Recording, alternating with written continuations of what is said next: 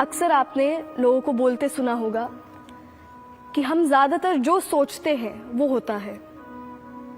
आप जैसा सोचेंगे वो चीज़ें होने लगेंगी, और आप जिस बारे में बार बार सोचेंगे, जिसे कहते हैं उस विचार को अपनी तरफ आकर्षित करना, किसी पर बार बार विचार करेंगे तो क्या सच में ऐसा होता है कि वो चीज़ आपको मिल जाए? ऐसा सच में होता है कि आप जो भी सोचते हो वैसा हो जाता है? क्या प्रकृति आपके हिसाब से काम करती है? क्या भगवान आपके हिसाब से सिर्फ देना जानते हैं? क्या वो खुद भी सोचते हैं कि मुझे क्या देना सही है या क्या देना गलत है? इन सभी उत्तर को, इन सभी आंसर्स को हम आज जानेंगे। तो आइए हम सब हैं आज एक नए विषय के साथ, जो है भगवत गीता के प्रोस्पेक्टिव से हम समझेंगे कि ऐसा नियम जो कहता है आप जो सोचते हो आप वो पाते हो, वो भगवत गीता के प्रोस्पेक्टिव से कैसा है, या भगवान कृष्ण उसके बारे में क्या कह रहे हैं। हम सब चाहते हैं कि बहुत सारी चीजें हैं जो अभी करनी या जो अभी लेनी बची है। अभी बहुत सारे काम हमें करने हैं भविष्य में, या हम ज्यादातर समय भविष्य के बारे में सोचते हैं। मे बी समटाइम्स हम प्रेजेंट से भी ज्यादा भविष्य के बारे में सोचते हैं, प्रेजेंट से भी ज्यादा फ्यूचर प्लानिंग करते हैं। क्या ये सब सही है? क्या आज आप जो सोचते हो सच में वो होता है? ये क्वेश्चन था अर्जुन का भी। भगवद गीता अध्याय 3 कर्मयोग की शुरुआत ही इस क्वेश्चन से हो रही है, इस प्रश्न से हो रही है।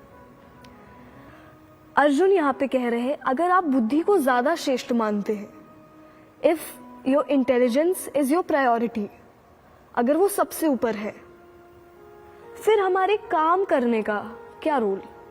फिर हम मेहनत क्यों करें? या फिर हमारे काम करने से क्या होगा? क्योंकि अगर सब कुछ आपके विचारों पर निर्भर है तो आई थिंक दुनिया भी विचार बदल सकते हैं।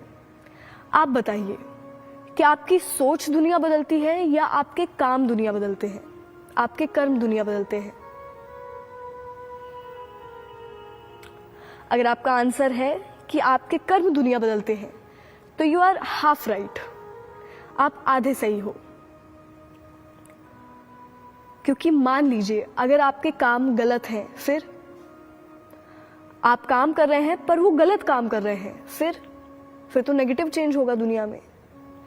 इसलिए आपकी सोच आपके काम बनाती है, और फिर आपके काम यानी आपके कर्म दुनिया बनाते हैं, दुनिया बदलते हैं, परिवर्तन लाते हैं।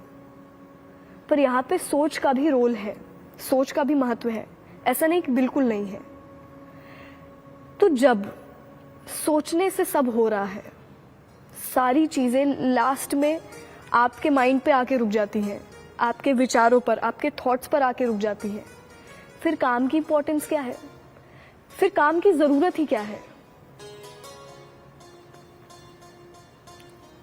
ये सारे डाउट हमारे मन में भी है, अर्जुन के मन में भी थे, और वो क्वेश्चन बहुत हाई लेवल के क्वेश्चन है। भगवत गीता अगर आपको समझनी है तो आप भगवान के उत्तरों को पहले मत समझिए, आप अर्जुन के प्रश्न को समझिए। वो पूछना क्या चाह रहे हैं? क्या सिर्फ इतना थी इस क्वेश्चन की मीनिंग? सिर्फ इतने में ये प्रश्न खत्म हो गया? नहीं। आपकी सोच आपके काम बना रही है और आपके कर्म दुनिया बदल रहे हैं। आपकी सोच कैसे बन रही है? फिर आपके मन में विचार कैसे आते हैं? क्या आपके विचार आपके हाथ में है, या फिर कहीं और से कोई बाहरी आपके विचारों को कंट्रोल कर रहा है? आप ऑब्जर्व करो, शोध करो, एनालिसिस करिए। क्यों ऐसा होता है कि कोई व्यक्ति बहुत अच्छा सोचता है, सिर्फ तारीफें करता है, और ऐसा क्यों होता है कि कुछ व्यक्ति हमेशा बुराइयां करते हैं, नेगेटिव सोचते हैं और नेगेटिव बोलते हैं?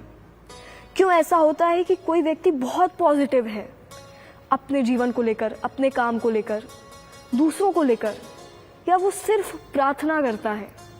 और ऐसा क्यों होता है जो इंसान हमेशा उल्टी बातें करे? हमेशा नेगेटिव सोचे, गलत सोचे, काम शुरू होने से पहले कह दे नहीं हो सकता, होगा ही नहीं, असंभव है, क्या वो जानबूझकर गलत सोच रहा है? ऐसा तो हमारे साथ भी कई बार होता है कि हम चाहते नहीं है गलत सोचना, पर शायद हमारे मन में विचार आते हैं। एट द लास्ट हमें क्या पता चला? हमारी सोच हमारे हाथ में नहीं है। सब कुछ पहले से तय करके रखा गया है। वो जो होना है आप वही सोचेंगे, यानी वो इंसिडेंट्स भी आपके कंट्रोल में नहीं है। आपको लगता है प्रकृति आपके हिसाब से काम करेगी। प्रकृति का किसी पर कोई जोर नहीं है। आप प्रकृति को कंट्रोल नहीं करते। ऐसा नहीं है कि आपकी सोच और प्राकृतिक घटनाएं ये डायरेक्टली लिंक्ड हैं। जो होना है वो होकर रहेगा। आप no matter how long from your thinking कि ऐसा नहीं होगा, ऐसा नहीं, जो होना है वो होगा। तो जब कुछ नहीं बदलता, जब कुछ भी आपके हाथ में नहीं है, तब आपको ये रियलाइज होता है, ये महसूस होता है कि at the last controller is someone else.